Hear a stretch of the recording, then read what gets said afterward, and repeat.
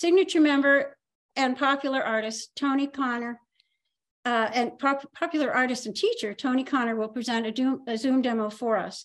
Tony Connor's landscape and seascape paintings are recognized for their and expressive style and have been exhibited in many regional and national shows, receiving a number of awards.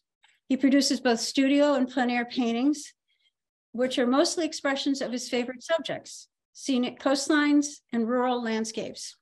He's a signature member of News and the Vermont Watercolor Society and an artist member of the North Shore Arts Association and the Salamagundi Club in New York City.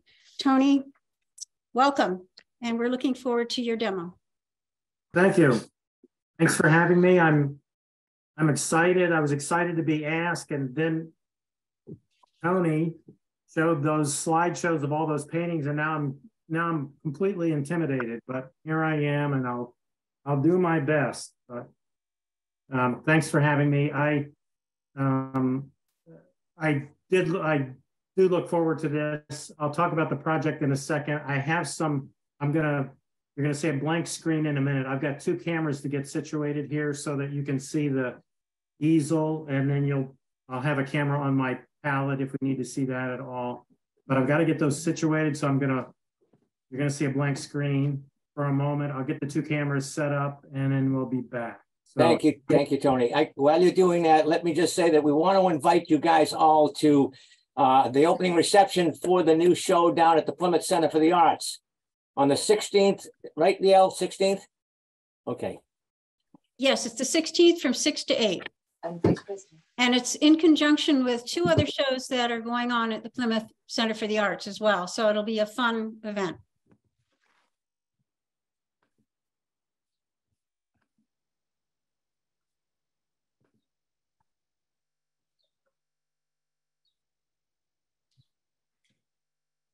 I'm still here, I'm still working, just getting things situated. Again, there'll be two cameras, one on the easel, which you'll see most of the time. Actually, let's see how this.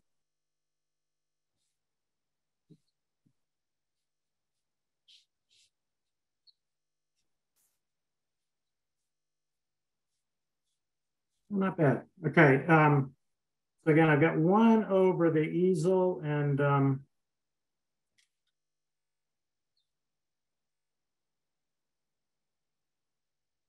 one over the palette. That really is not quite over the palette. It's pretty good.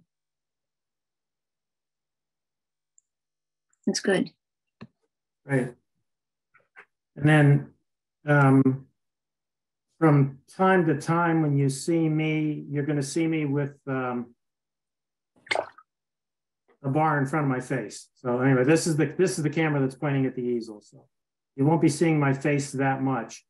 I know everybody's muted, which is fine. If there happens to be a question during the demo, please feel free to unmute and shout it out.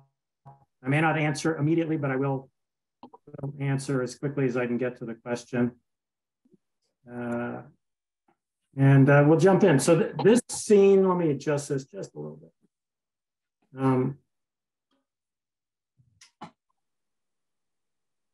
want to get you a good shot on the easel. I'm working relatively small today. This is 1/8 of a sheet. So about 7 by 11, more or less. It's a scene, it's March, we're all looking forward to spring, and I thought what would be really good for a demo.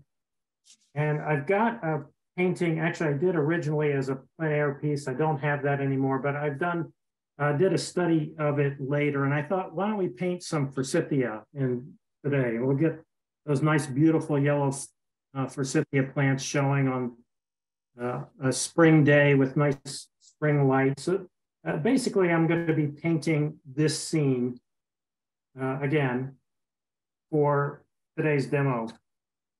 Now, I've made some changes from this study that you see here. This was, I think, done for another class. And it was focused on one particular aspect. I've I've actually changed it a little bit. The original, hopefully everybody can see this pretty clearly on their screens, but the original had the plein air piece. There was actually a fire hydrant and two posts near the hydrant that were sitting in the foreground, and I included those in the plein air piece, and I did not include those in the study that I just showed you. And I decided there was empty space back in here, if you noticed on the study. So I added another house back further down the street that I thought would help balance the composition a little bit. And I really do like this little element of the fire hydrant that's sitting here on this side of the street.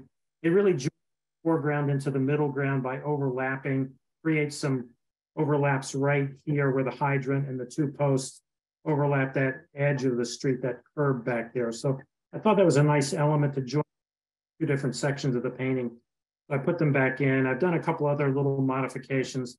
And then I don't do value sketches for every painting I do, but I thought for this one, I really wanted to focus on the light, hitting those bright flowers, those bright yellow forsythia that we're going to see near each of the houses, this one, and actually back there as well. And to bring those out and really bring focus into that part of the painting, I got some dark values near it. So I really got some darks running right through the center of the painting, partially in the background, some in the middle ground. And then the rest of the painting is really mid-value.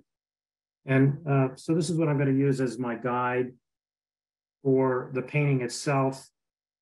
I'll put that up there on the easel so I can see it along with my study if I need to take a look.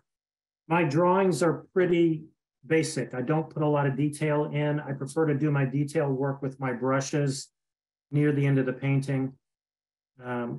In this way, I don't end up focusing at the beginning of the painting on the details. I like to establish that composition first, establish those value areas first, and really work with the paint. I like to let watercolor do its thing. So I work very wet, very fluid.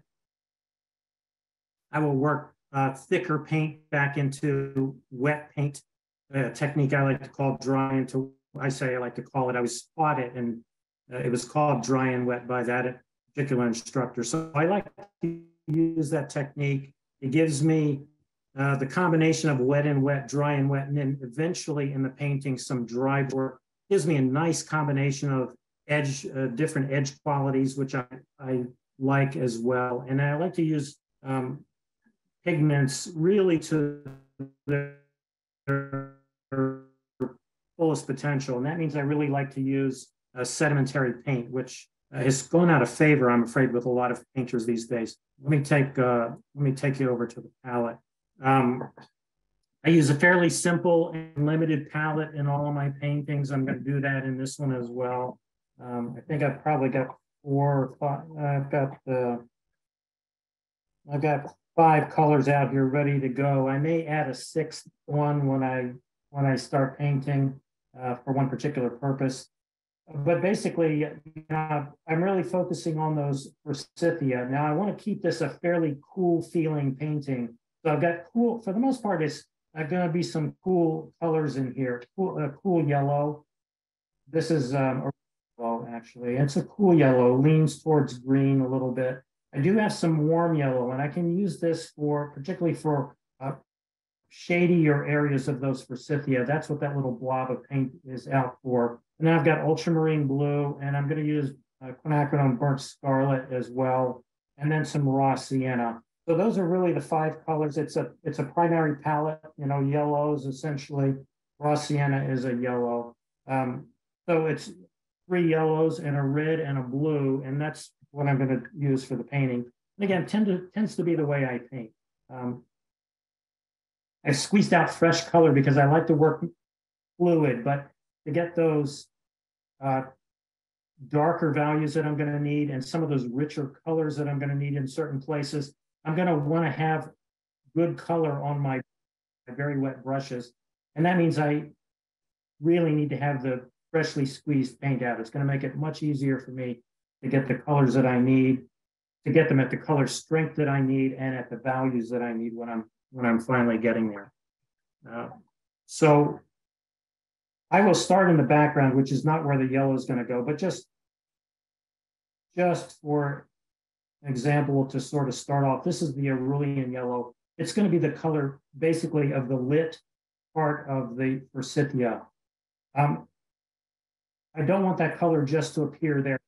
Isolate things in my painting, colors, values, really shapes. I don't like to isolate something. So this color will appear in other places in various ways. It won't be as bright, but it will appear. It'll have a little bit of a voice in some other areas of the painting. So I get it out early. Tony, are you painting right now? I'm not painting. I'm only working on the palette. In fact, you won't see the palette that much. And if I'm on the palette and you're seeing it, I won't be painting at the same time. Okay. You can see my arm up here. I'm getting water. My water is up here on this part of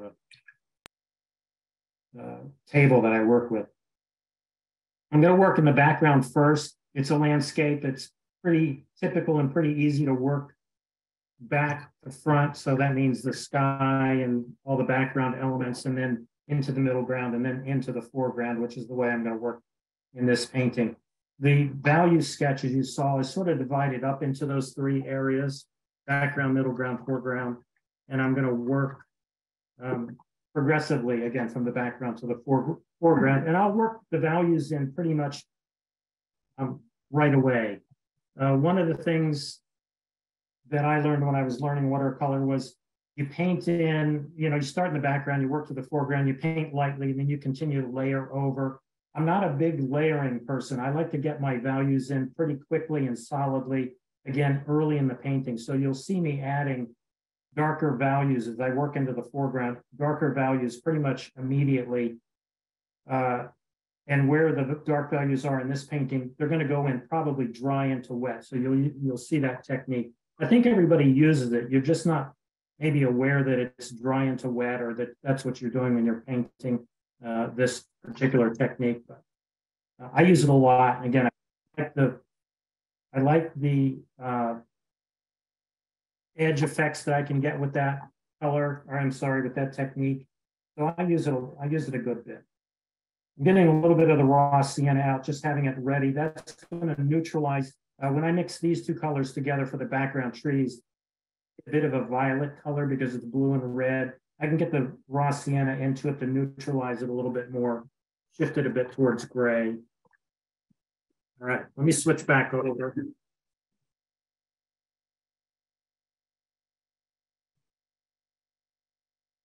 And again, I'm going to start in the background. There's sky back there.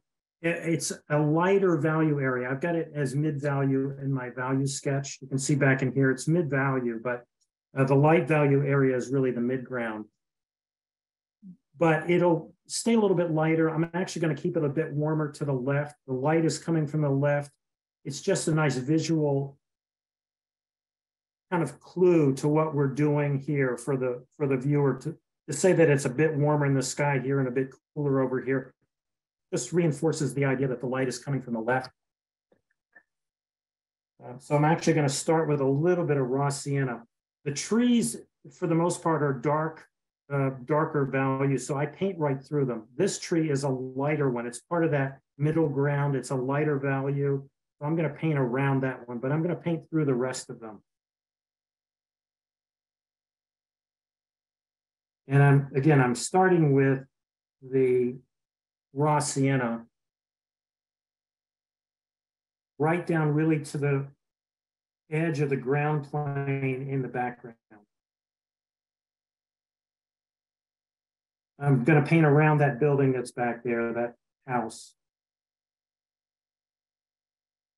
Again, I'm not being real precise about it, but I'm painting around this tree in the foreground. It's a lighter value and lighter color.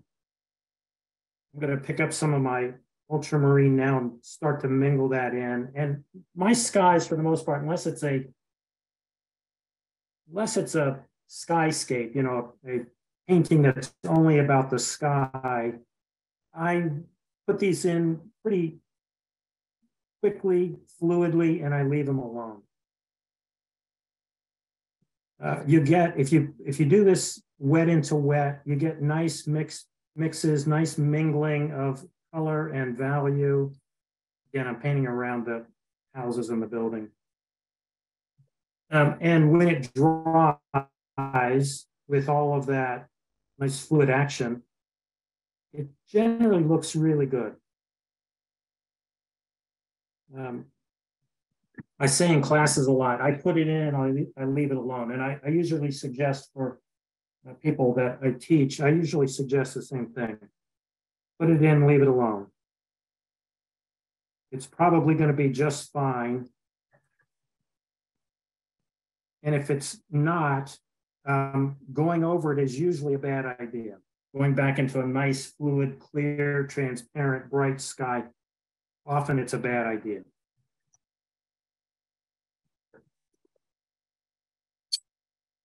Down almost to the middle ground, and I'm going to start dropping in the yellow for the forsythia. So these are just going to be puddles of color for them to start. There's no real form to the shrubs, the bushes at this point, but I'll get those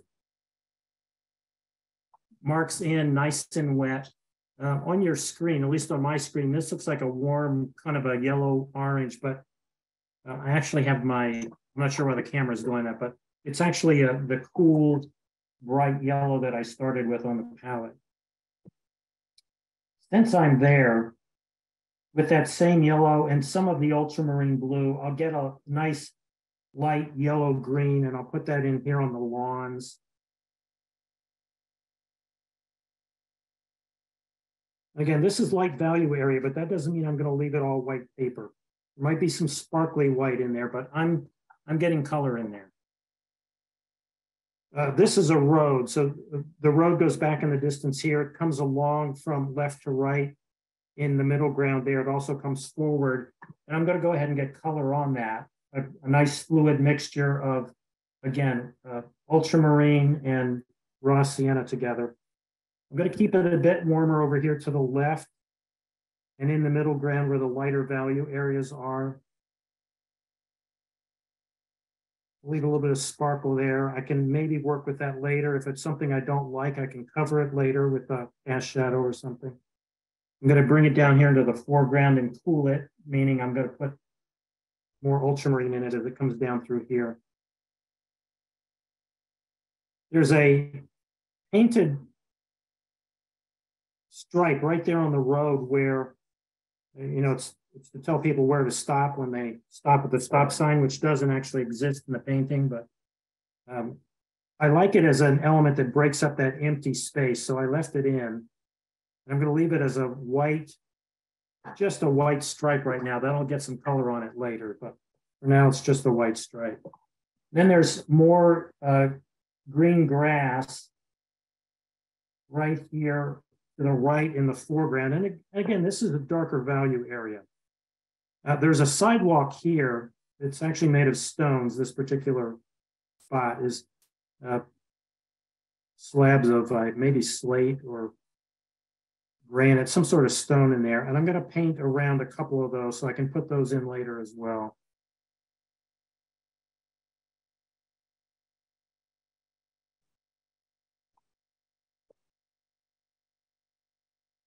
Again, this is darker. It's that same mixture of green. I used it as a yellow green over here in that lawn, but it's really a shifting towards blue green now with ultramarine and my cerulean yellow. And again, I want it darker. This is a darker value area anyway, so I'm going to start out with this darker to begin with. I'm going to soften this edge. That means I'm just putting clear water on it so that that tree trunk, actually I could put the tree in now, but I'd like to wait and do that later. That tree, once I put it in, it'll have a nice soft edge at the bottom where it'll sit down in the grass. All right, I think it's still wet back here. And what I'd like to do is, well, switch brushes for one thing, and then go to a mixture of ultramarine and burnt scarlet. These two together, it's a nice deep, I like to call it a dusky violet color with a mixture of a little bit of the raw sienna, which again neutralizes it. Now I'm going to paint around tree trunks, and I'm going to try to be careful about it. And you can see those very dark marks that I'm putting in they are blooming out. They're not blooming, they're blending out a little bit. And that just creates that soft texture that we see in essentially bare trees. This is early spring. The trees really don't have leaves yet. They might be budding. In fact, I'm gonna put some indications of buds on them in just a second. And carefully around that house.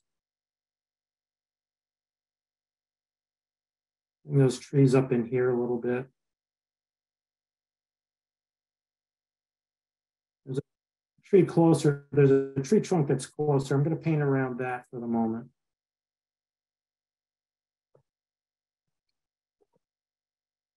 And again, light is coming from the left. And to sort of indicate that, I'm going to drop some raw sienna in the top of these trees.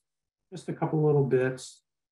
That'll give a little indication of some warmth, where again, maybe there's some sunlight catching some of those trees, tops of those trees. Again, it's still a nice wet wash up there, so I can drop this in, have it work pretty well. If I want to, and I do actually, maybe lift out of that nice wet area back there. Or first of all, lift this off of this roof. That shouldn't be there. So I'll lift that off as a stray mark there. But the other thing is I can, with this flat, 1/4-inch flat brush that I blot, I clean it out really well and I blot it. I can lift some indications of lighter tree trunks back there in the background, which I can use later for, I can develop later, I should say, for trees that we might be seeing back there in the background.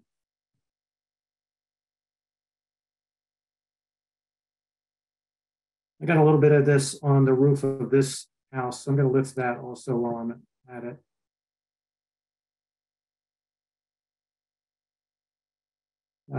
I've done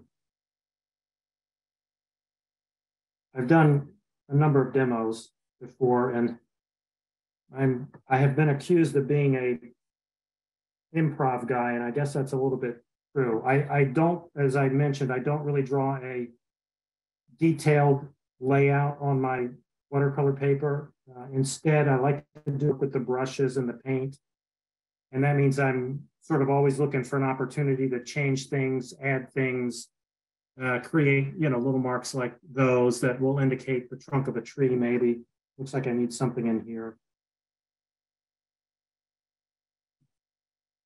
And again, it's a nice wet passage right now, so I can work right back in there and do this lift. Re-establish the edge of that roof of that house right there. Again, also with a lift.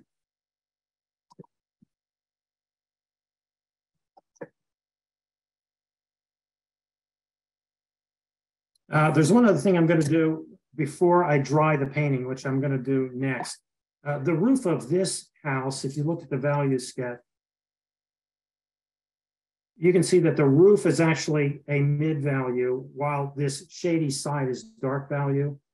I want to get that mid value in now. I sort of want to get it in register with what's in the sky behind it. I don't want it to be the same sky color though. I do want it to be something separate. So I'm going to use some of the color I've already got on the palette. A little bit of the kind of, as I like to call it, the dusky violet mixture from the tree line, and some of the gray mixture that I used on the road here in the foreground. And now I'm going to try to carefully, actually this tree is going to be darker, so I'm going to paint through the branches and the trunk right up here.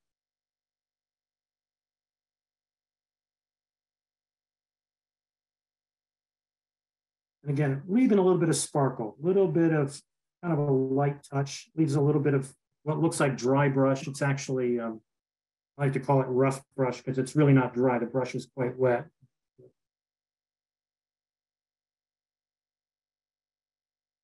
In this, the peak of the roof here, want to get that in to reestablish it. I kind of lost it a little bit. I overpainted it and lost it a little bit. So I want to reestablish that just so I don't lose it.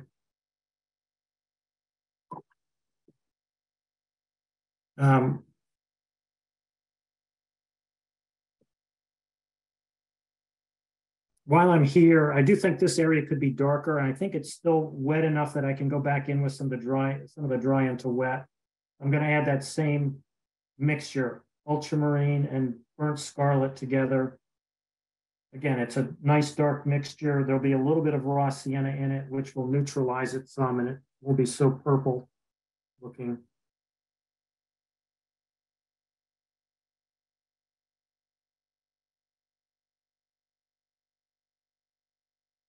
So I'm adding another layer of darker value here.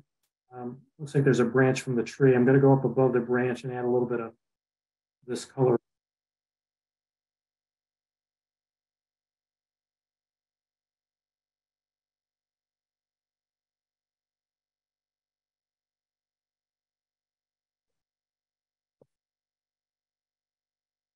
And then with a damp brush, a brush that I've cleaned with clear water and then blotted, I'll just blend out those edges a little bit.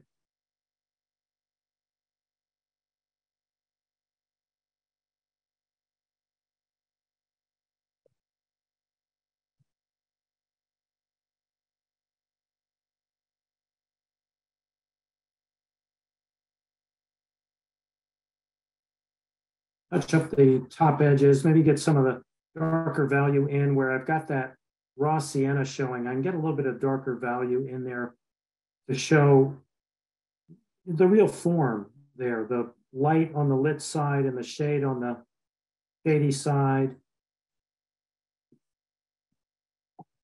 Yeah, I think I like what I've got there. So I want to dry this. I don't know, are any questions at this point? Comments, questions? Okay, I'm going to mute myself so you don't have to listen to the hairdryer and dry this, and then I'll jump back in.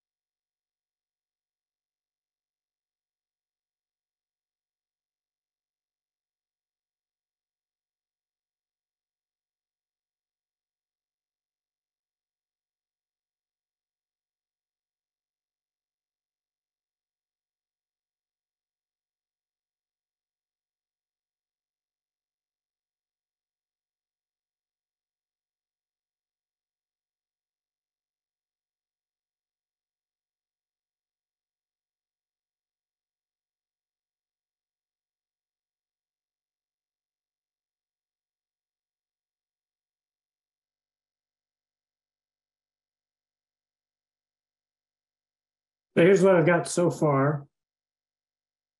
Again, for the most part, I've established that overall value construction. I don't have the foreground quite dark enough yet, but I do have the mid values in where they should be. I've established some color in the light value area. This building, which really is a white building, it's going to have shady sides, but it's going to stay very light. This one, this side of this house that's facing us is actually part of a dark value area that connects to the tree and essentially across here and then into the background. That I have to get established to show the light. And I'm going to do that next and then start to pull up the values here in the foreground as well. Again, trying to get back to whatever happened to my value sketch. Trying to get back to the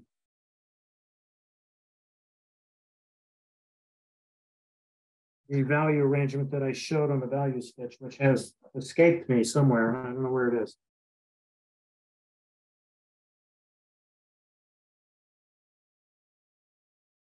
Well, as soon as I can put my hands on it, I'll show it to you again. Probably may have gotten blown away with the hairdryer, but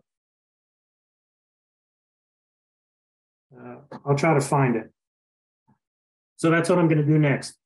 I'm going to start establishing dark value here, which again is the shady side of that building. It's in reality, the house that's actually there is a brick house. Not that that matters that much, except that since I want to keep it a darker value, that gives me the chance to use my quinacridone burnt scarlet, which is a nice, it's a nice dark color by itself. And then when you get the ultramarine in it, it really gets to be dark. There are a couple little breaks in this dark shape where there's light hitting a post here on the porch, a little bit of the roof there. I'm going to paint carefully around that. I am going to stop at the tree trunk.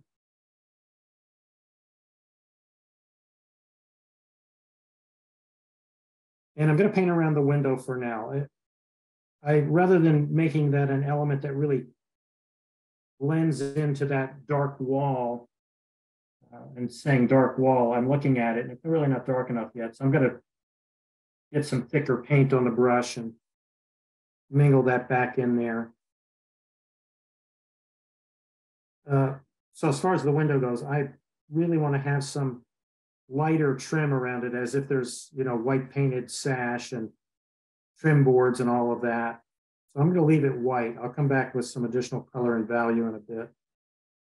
I think there's a post there. I'm going to leave that white paper for now.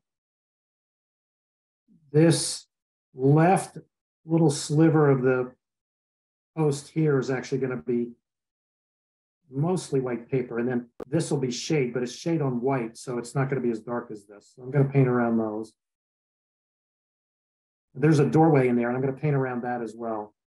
Go back in with additional color and value later.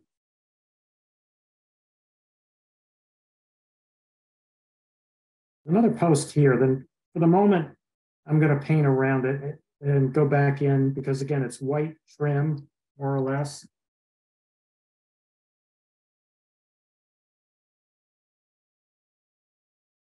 There, I'm going to blend a little bit and then go back and drop in some blue.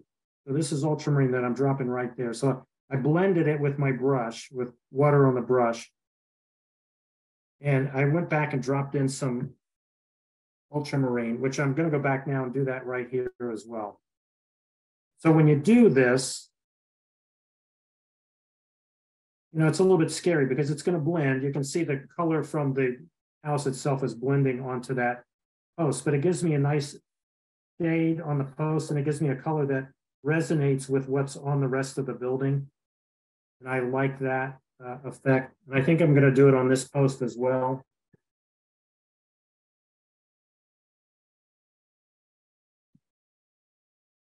And the doorway back here, same thing. So I've picked up, well, I thought I had picked up blue.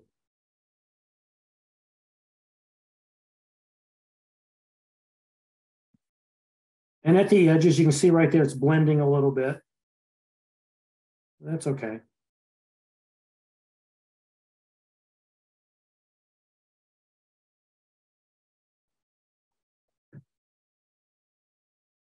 I don't want hard edges down here, so I clean the brush, blot it a little bit, and then blend. I like soft transitions rather than hard transitions in most places.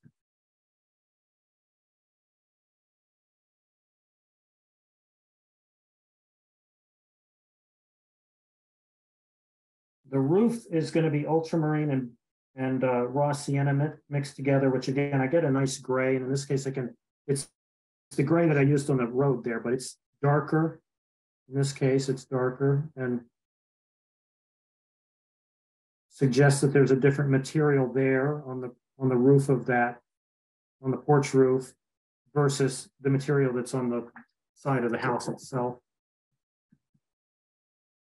Here in the foreground, to get this darker, I'm essentially going to cast shadows, as if there are trees off to the left that we can't see, casting deep shadows across the foreground to get those darker values. I'm going to use quick strokes, side of the brush. This is gray for the road. I'm going to change colors when I get to the grass. Leaves a little bit of sparkle. Here, I'm going to go right over that stripe that's painted on the road. So I'm putting that now, part of it anyway, in the shade. This a little darker. I've got mostly these dark shadows coming across the road. Side of the brush. I can do a couple things here. Blend the edge and then get a rougher edge there along part of it, which I want to do. I like to really mix up my edge conditions.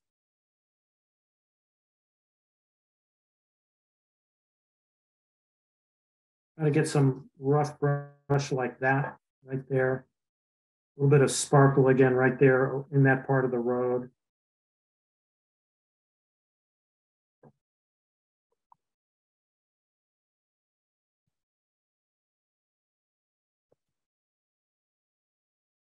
For the darker shadows, I'm actually going to mix, let me go to the palette for a second.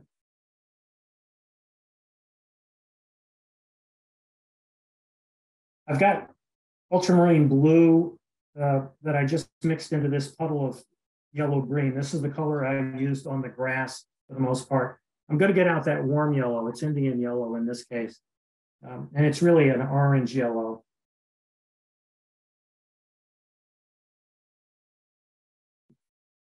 And if I mix that with the ultramarine, I'll get a darker olivey green, which will work in two ways. One, it changes the value. I get a darker value for the green, but it also neutralizes the color more. So I get a more neutral green, which is going to be suitable, I think, for these, what I hope are going to look like cool shadows.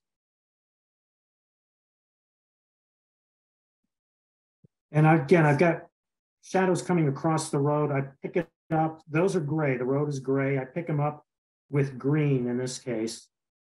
I'm going to paint it up and around that slate there.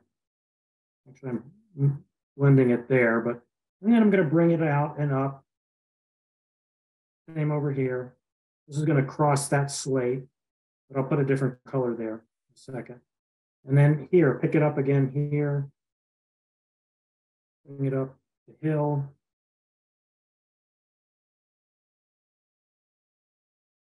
I think I should connect this with a darker value. So it's more of that same mixture, the Indian yellow and the ultramarine together.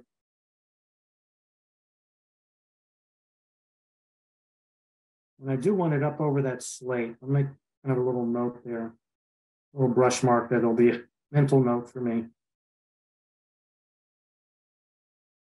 Now those shadows don't look complete because those slates aren't looking quite right, are they? They stand out because they're white paper and they're in a darker value area and they just stand out too much. So I'm going to go back with,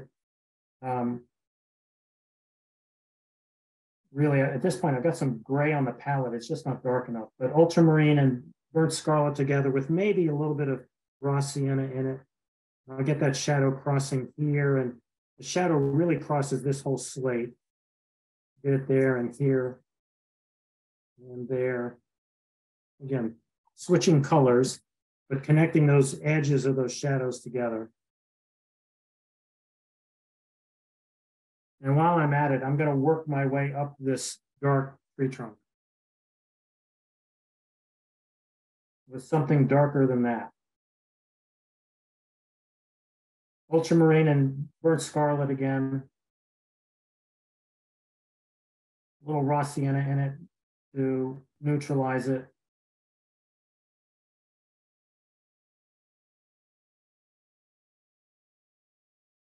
I'm going to bring that down and actually let it connect to these shadows down here in a nice soft way. That'll plant that tree for me.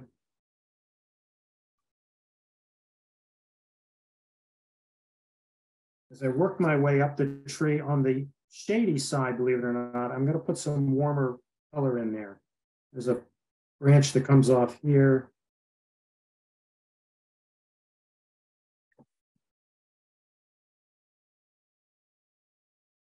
And up here, I'm really going to lighten it as if there's a bit of light hitting the tree trunk at that spot. You know, it's higher up. The light is low, but it's still going to hit that tree right there. Put in a couple of these branches just to start getting them situated. Put a darker value on that branch.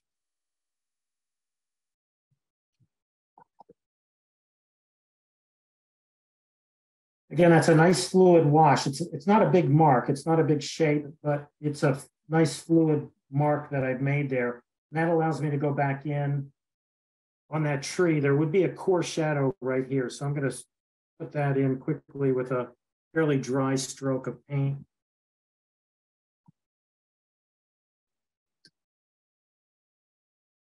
I mentioned I was really excited about that fire hydrant, so I'm going to get that in. Now it sits in the lower part of the painting, which is part of that kind of dark mid value area. So I've got to keep this a little bit muted, but here's my red fire hydrant. Red, but in shade, so it doesn't look bright red anymore.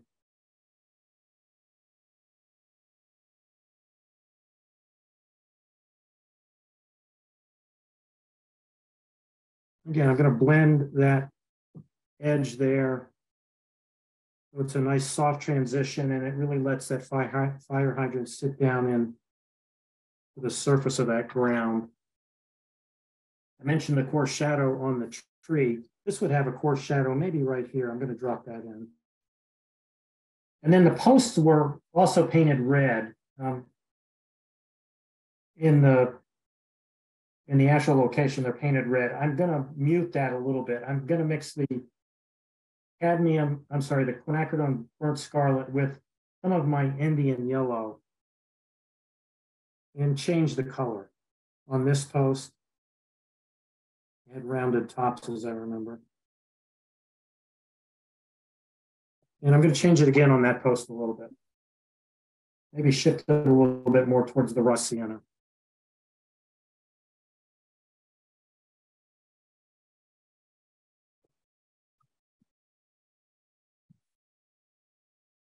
And then maybe drop some of the darker shade or shadow color in there just to blend them, let them really harmonize with the elements that are around them.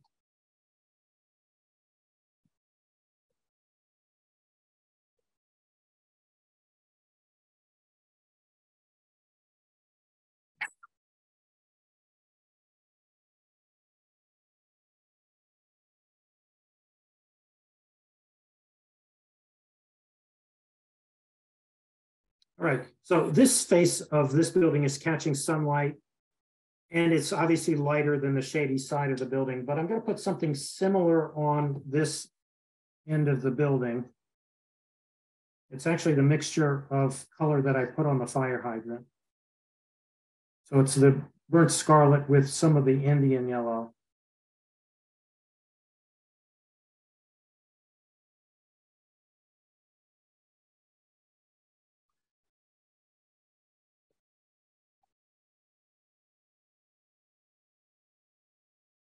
On this house back here, this is a shady wall. That's a shady wall. So I'm going to get a little bit of light gray on both of those. And this gray is just if you have John Pike's book, he refers to it as palette gray, and that's all it is. It's just a gray from the palette. It's no particular mixture.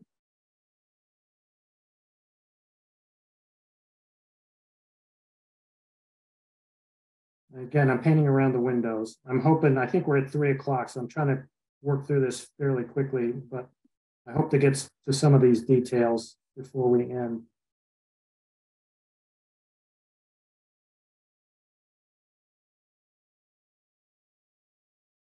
You're fine, Tony. We have plenty of time. Okay, good. I'm going to cast shadow across the front of the house as well. Same color.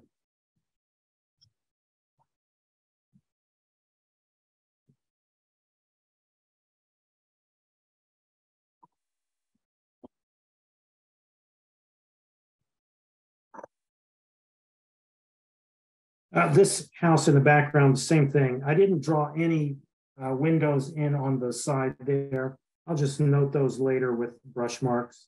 But at least I'll get this in. Again, the shady side of the house. And by putting this gray on it, it suggests that it's probably a white house. And again, cast shadow across the front.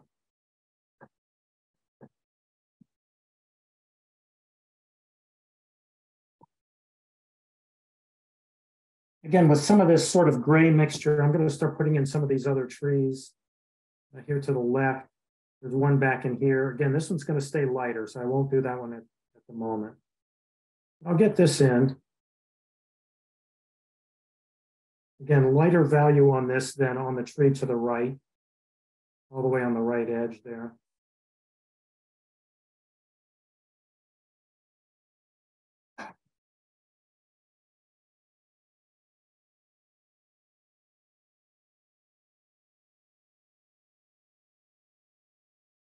This tree also a little bit darker, kind of a gray.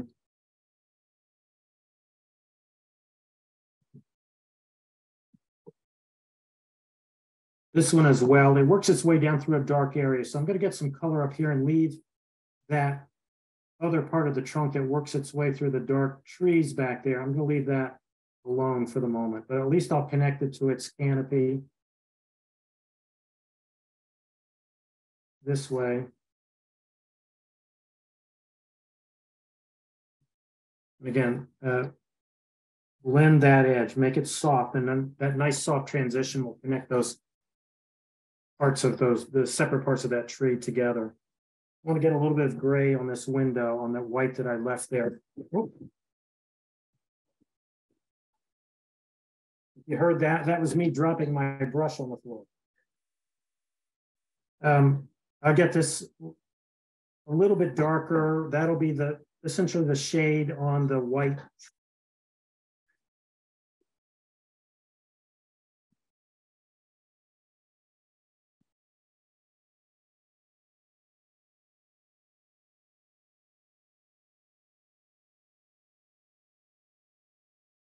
This tree would be casting a shadow, comes across here, and actually it's way darker than that.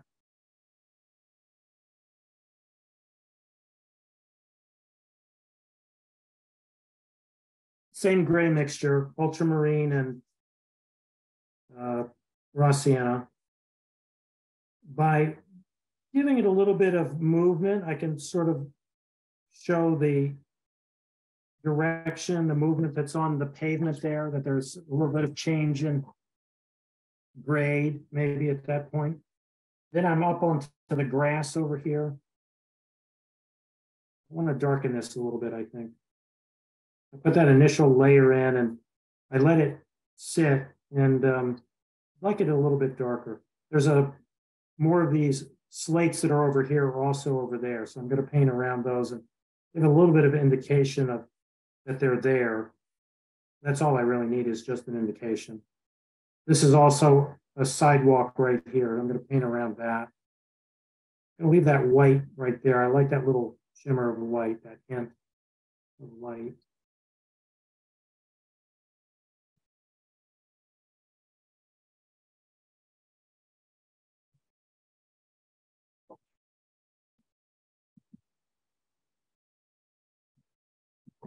And as my shadow here dries, it looks like it's too light. So it's still wet, so I'm gonna drop more color in there.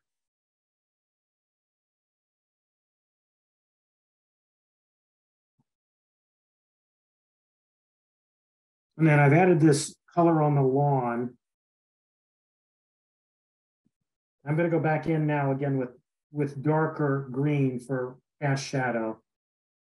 Again, I'm going to connect this shadow to it. So that shadow from that tree comes over and up, across the lawn. This tree is casting a shadow. I'm going to put that in since I'm doing shadows anyway.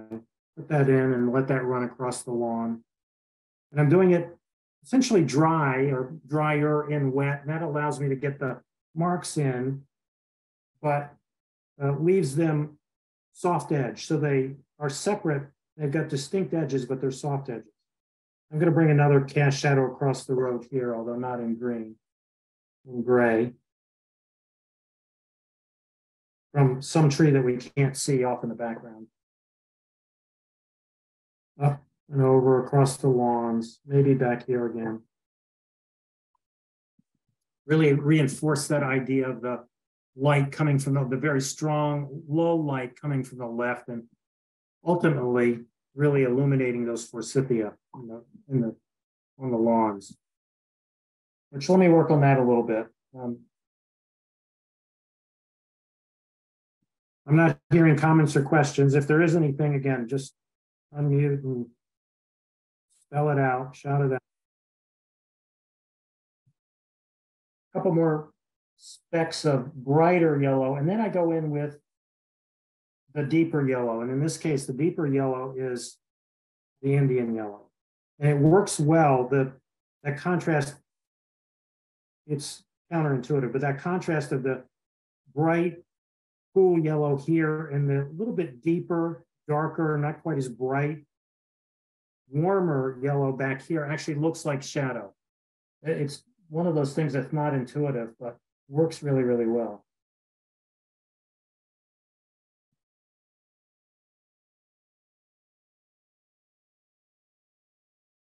I'm putting those darker, warmer marks off to the right side where the flowers would be in shade.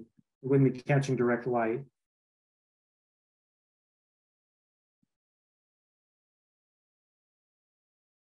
And then I'm just going to take a moment to see what I've got here and see where to go from here.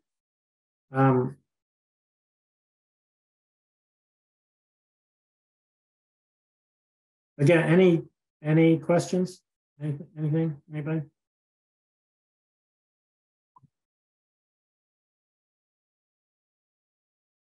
I think you rock. Well, thank you for that. All right, I'm going to go in. I tend to work, you may have noticed, I don't think I said it, but I tend to work large to small, large shapes to small shapes. And I'm getting to the point where what needs to be worked are the smaller shapes. Things like windows, of course, but trees, the upper part of the trees and their branch structure and the canopy. Smaller area in the houses, this roof here, the windows, eventually, you know, indications of siding on the buildings, individual marks for the stems and of the forsythia. Let me work on this light tree right here. So it is light, but it's also catching light on one side and shade on the other. So I'm going to start the shady side, and this is essentially a white, not a white, but a light, warm, neutral from the palette. It looks like it's got a lot of Indian yellow in it. Which I have to say, I think the name of that paint is probably politically incorrect these days, but that's what it's called. So the shady side of this particular tree, I'm keeping warm rather than cooling off. So the shady side of this tree is mostly cool. I do have some indication of warmth back in there, but this one I'm keeping very, very warm, as if the warm yellow light essentially that's bouncing off of these forsythia is bouncing back into the shady side of that tree. And it also is a nice element that helps unify the painting. It pulls those colors together. That nice sense of warmth I've got in the middle of the painting where most everything else is pretty cool. It just helps join. It's a nice bridge between the warmth over here and the warmth over there to the left.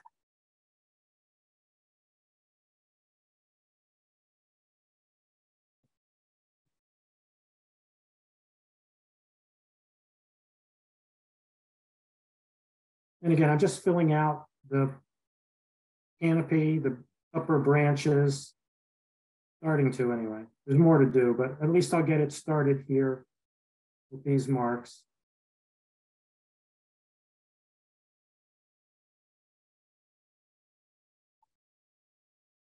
I'm going to add some of that to this tree that's back here. Remember, I left this alone. It has some blue color on it. Actually, the first thing, I pull some of this color off right here, widen that trunk a little bit.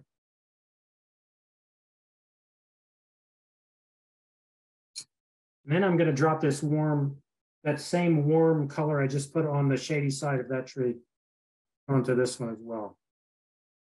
Is that a 6 to 8 round brush you've got? This is probably a 4.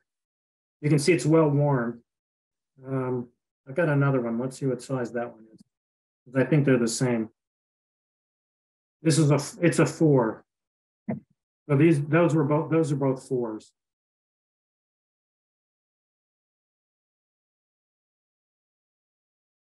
The brush doesn't matter that much. I could use a rigger. I've got a rigger that I use for this a lot that I could get out, but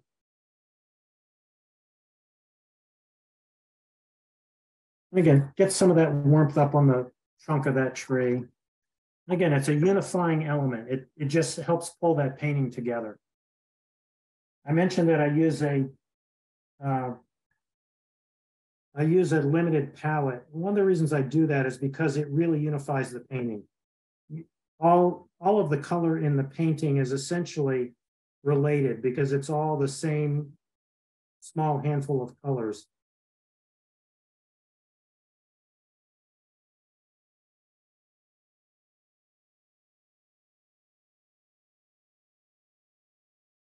I'm going to leave a little bit of an edge right there for the trim of that side of the house.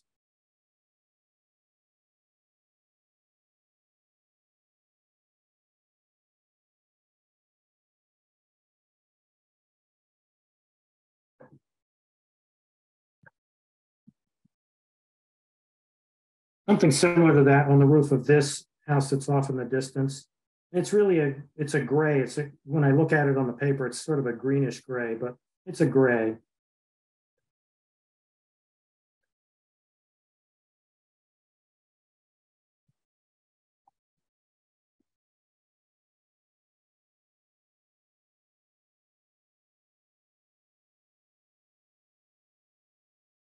You get a warm edge to this roof right here. This roof is catching direct light, but I don't want it to be stark white paper. I leave very little white paper in my paintings. It was a bit, I learned to a large extent, I learned from Frank Webb, and his big thing was white paper, and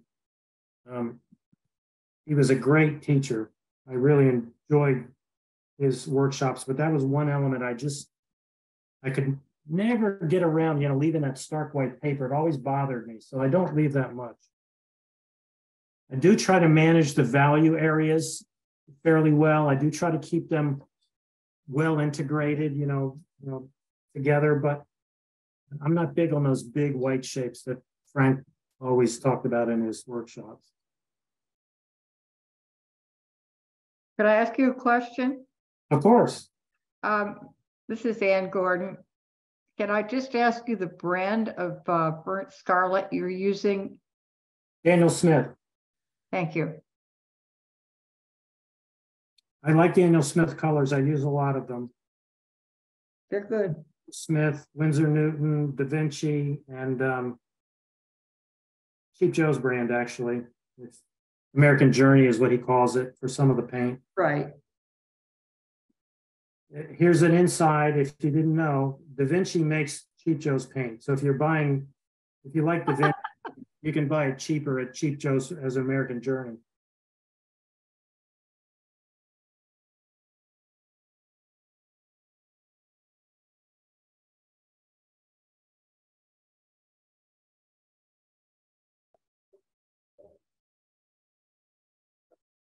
And you can see I'm not ultra realistic about things like those. I do like to get them lined up a little bit better than this, but I put in the panes where I see them and how I see them. These need some value on them. Again, the white trim there would not be white because it's not light struck. So get some value on there. But in the meantime, I can get some of those darker colors and just indicate you know, edges of windows. We don't see these windows very much. We only see essentially the sashes and a little bit of the trim. I'll just make those marks in there and indicate those. Maybe a little bit of cast shadow under the sill.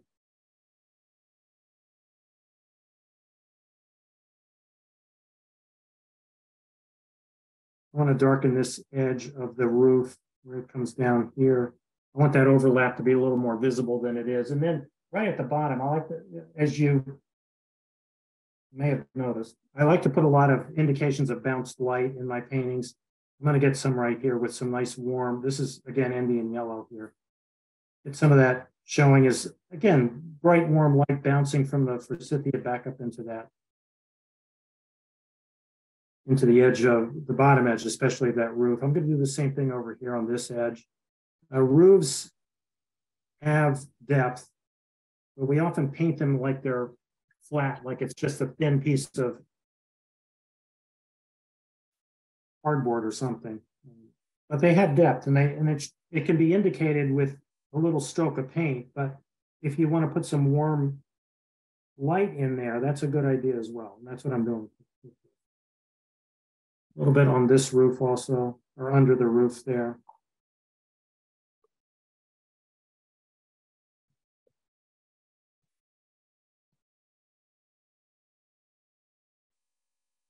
I do feel like I've lost that one element that I was really interested in here, which is that mark on the pavement that's supposed to mark where you're supposed to stop. I'm going to work around these edges again. I can still see the pencil lines faintly. And I'm going to get this dark shadow around it so we can see this better. I really like that element there. Again, it breaks up what is otherwise a little bit of a monotonous area. And I want to make sure we can see it.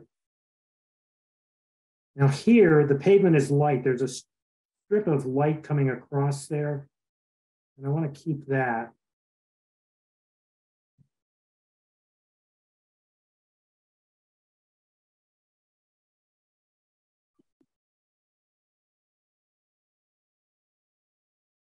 I'm going to get these edges as dark as I can here. Let it just flow. And I'll connect that darker shadow to this in the foreground.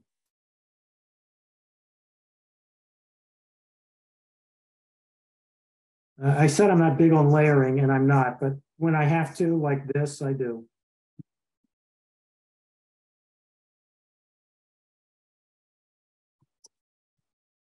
And ultimately, I'm going to have to darken that strip of light, but I'll wait until that's all dry to do it. All right. And then I got out my rigger intending to go up into those trees and get the upper parts of the canopy and the twigs and all of that stuff in there. Actually, I want to put a shady side on this tree. I put it in. It's not as dark as I thought it would be. I'm just going to darken the shady side of it. And again, I put in the dark edge and then I blend that. I get a soft transition there.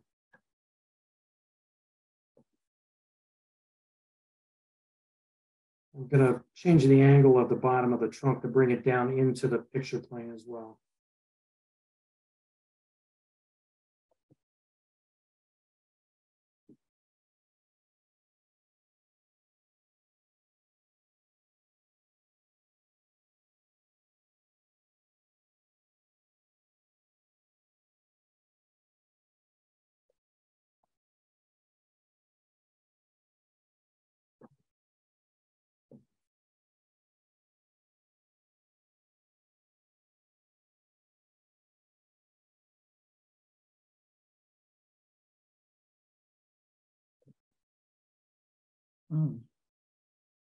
How do you know how many branches are too many? Well, look, see if it looks like enough. If it doesn't, put some more, a couple more, and then look again. And if it looks like enough, leave it alone. If it doesn't, put a few more, leave it alone. Take a look. I think this one could probably use a little bit more, but I don't want to go overboard here. We tend to go overboard on things like that. I'm going to add some to this tree. Now it's got a lot of that warmer color on it. So I'm going to switch to a warmer version of that gray that I was just using. What does that mean? That means I get some of the warm color off the palette and I mingle it into some of the cooler gray I'm using for the other tree.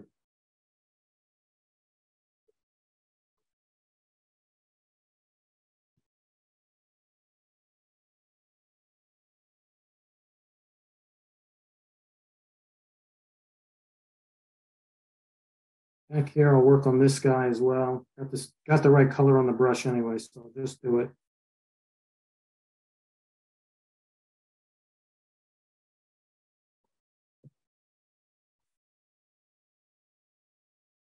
Blend this edge and let that be a soft transition. So soft edges join things and hard edges separate them. If I want that mark that I put in there to look like it belongs on the rest of that tree, I need to make sure it's a nice, smooth, soft transition. And so I soften the edge.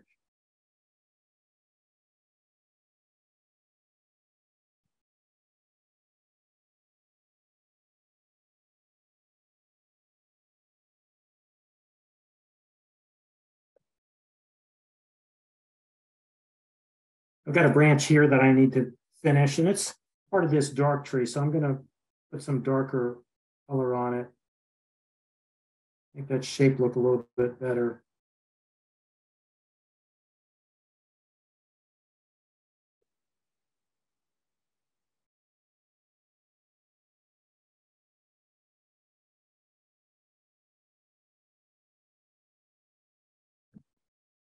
Back to that same idea of bounced light. I'm going to get a little bit of warmth underneath here. And as if there's some light bouncing up underneath.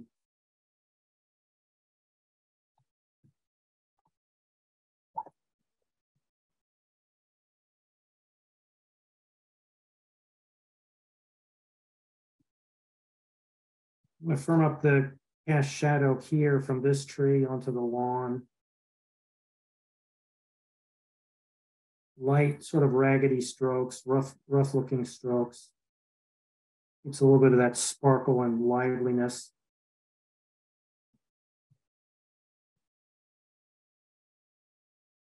All right, I'm going to just take a quick, actually I see one thing I can do. I'm going to darken under here. Now, this area, the background is dark, the trees back there. So this, if I put dark on there, that was my impulse, but it's the wrong one. This needs to stay warmer so that we can see the edge of that roof. So I switched it out for a warmer color. It's probably not easy to see on your screen because it's a real small area, but I'm going to go in with some pretty thick Indian yellow right here.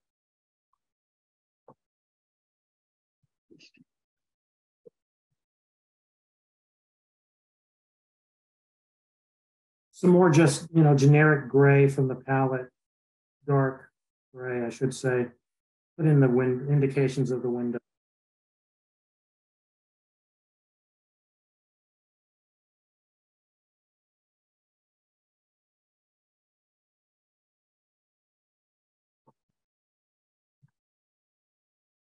I do think this side of the house needs to be a little bit darker. So again, despite the fact I said I don't layer much, I'm going to layer that with another light layer, but I just want to get it a little bit darker than it is.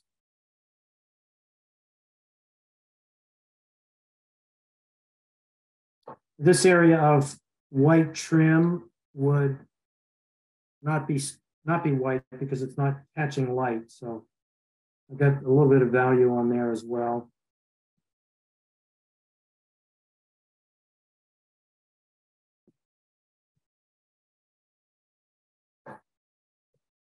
Some shade, but warm shade under the overhang of the roof there.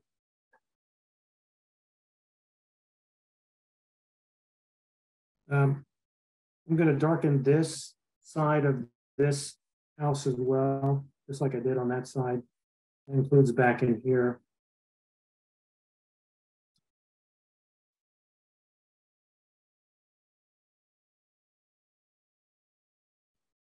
And I need to firm up this area right there a little bit.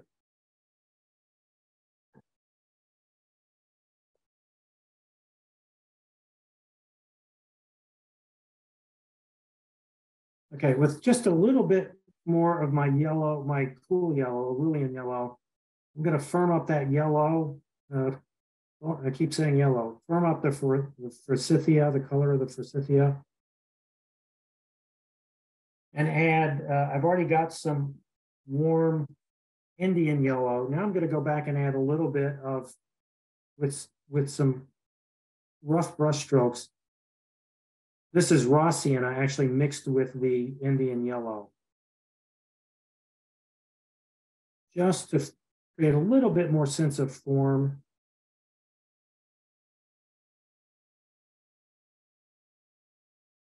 On those forsythia, bright forsythias. I look in the background here and it looks to me like I need something here. Reestablish the edge of that house back there for one thing, and get some of this darker value back down in here, show off the edge of this tree in the foreground, but also to really show off those bright yellow spots of forsythia back there. I'm going to mix some ultramarine and burnt scarlet together to get, again, that what I like to call dusky violet. And since violet is the complement of yellow, I'll get that around that yellow back there.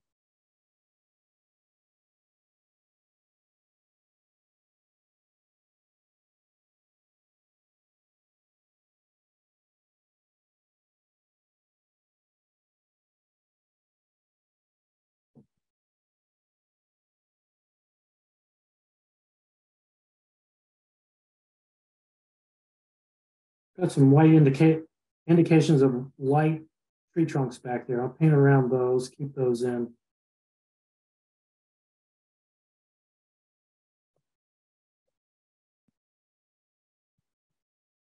The contrast of the dark and the light really help the yellow stand out, really enhances this sense of light right there on that part of the painting, which really the whole idea of the painting itself. I'm getting down to the almost done phase of the painting. A little bit more to do in terms of detail. You know, again, on this is a brick house, but at least some indications of courses of brick or something siding.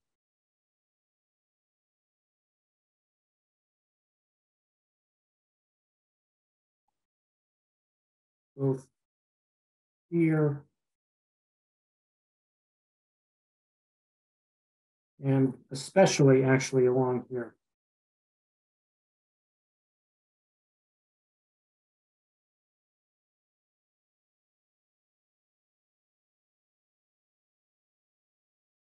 Some horizontal courses of, if this is going to be brick, I'll still put in the horizontals first.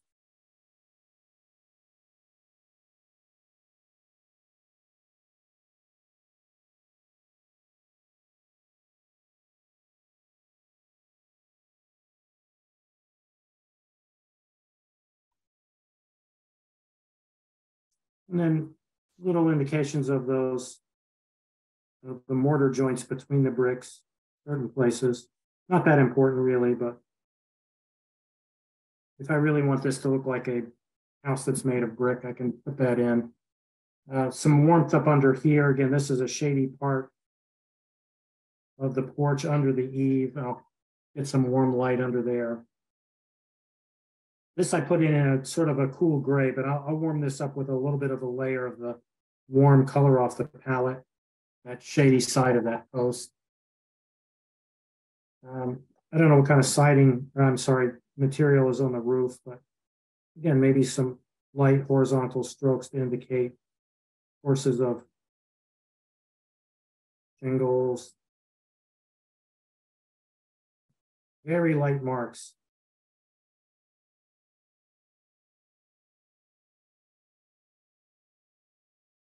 And then again, some indications of individual shingles, maybe the edges of them, I was going to say vertical, but they're really the slanted edges.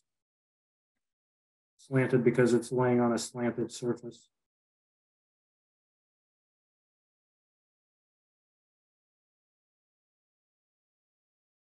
So I have a pretty loose approach to detail, as you can tell, and I have a actually pretty loose approach to the washes I put in, but hopefully you can see that it does come together tightly, at least where it needs to, along certain edges.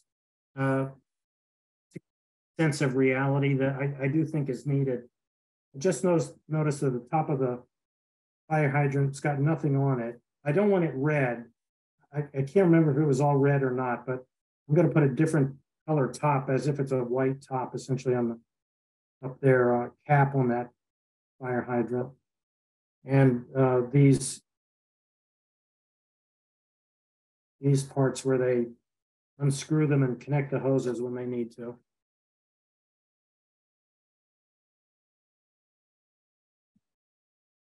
At this point of the painting, again, I'm really just looking for areas where I can add a little sense of detail. I don't add a lot of details, but some things are really needed. For instance, here. And no, Tony, stop playing with the goddamn trees. You're ruining it.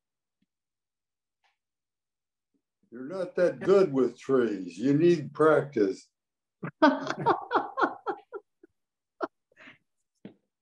Probably so. He's just having fun. Yeah. Tell him what you really think, Dick.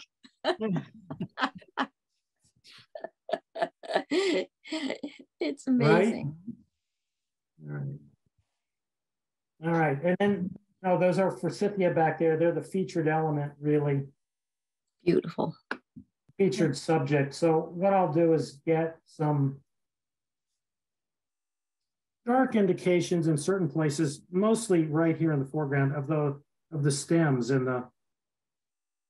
Oh, you don't need it.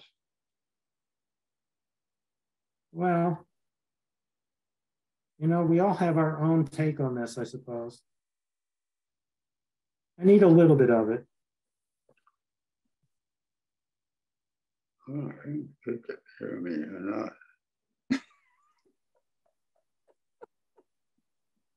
And then the other thing I think is needed down there is, since again, those are the featured elements, I want to make sure we see them well. And one of the things I'm going to do is enhance a sense of cast shadow here. Get this dark right around, again, those very light and bright elements. Beautiful.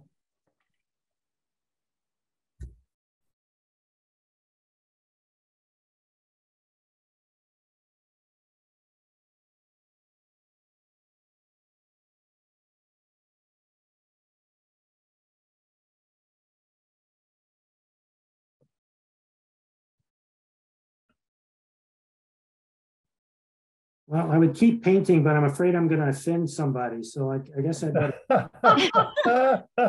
You go right on and enjoy yourself. Yeah. Makes me wish for spring. Oh. Beautiful. Right here, this is the edge of the curve. I'm going to put this in really, again, with a pretty thick stroke of that Indian yellow.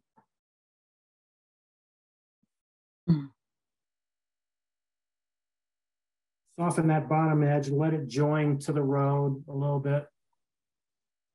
I've got an impulse to get another thin cast shadow coming right through here.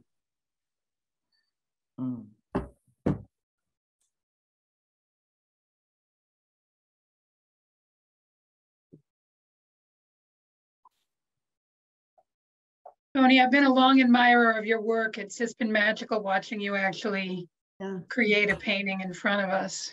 Oh, thank you. Very useful. Very kind. Like I said, after I saw those paintings at the beginning of the meeting, I was pretty intimidated. So. Not only that, Tony, but you do a great explanation both of what you're doing and why you're doing it. Here, here. Yeah. Yes. Yeah, thank you. Really good. One more thing, I can't help myself. I got to get this.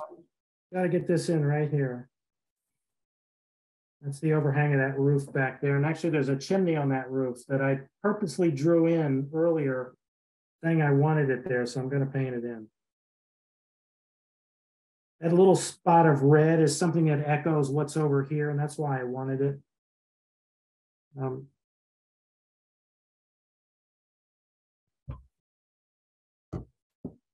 The tree here I didn't do much with, but I will do a little bit with it. Not much, Richard, just a little bit. I'm going to do only the minimum.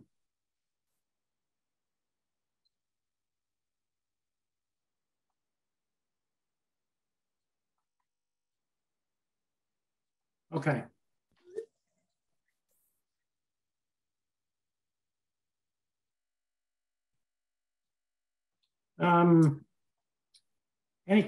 I think I'm going to leave it there. I could put a little, you know, siding on the house and all that stuff if I really wanted to, but Leave it. It's beautiful. It is. We're seeing messages in the chat about people wanting to sign up for your workshop. Hopefully we can get you to come down to Plymouth to do a workshop sometime. Well, I'd be happy to do that. I do a lot of online classes. You actually, if you wouldn't mind, I'll put a link to my classes page up on the chat. Sure. Great. Right.